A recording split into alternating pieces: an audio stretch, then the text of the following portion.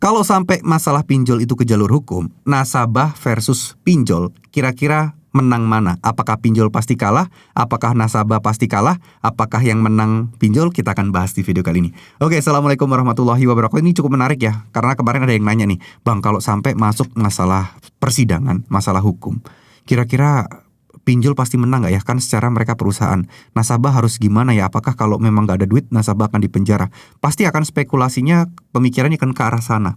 Nah, di sini saya tegaskan teman-teman, tidak akan seperti itu ya, tidak sesederhana itu, tidak akan sesimpel itu kalian akan dipenjara gitu loh. Kalaupun ini sampai masalah persidangan, itu mentok-mentok ke ranah perdata. Dan untuk urusan menang dan kalah, jujur kalau saya berpendapat bahwa nasabah lah pasti yang akan menang.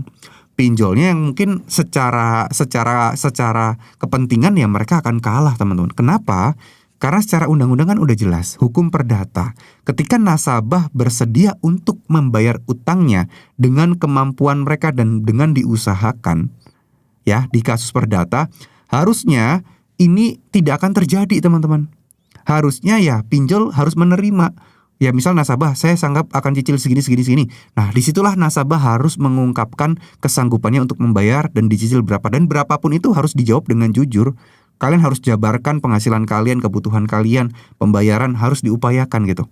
Nah, untuk masalah ini ketika kalian bersedia membayar dengan nominal yang teman-teman mampu, itu harusnya bukan sesuatu yang ditakutkan lagi gitu loh sebagai nasabah. Jadi teman-teman tidak perlu lagi takut soal masalah hukum kayak gini.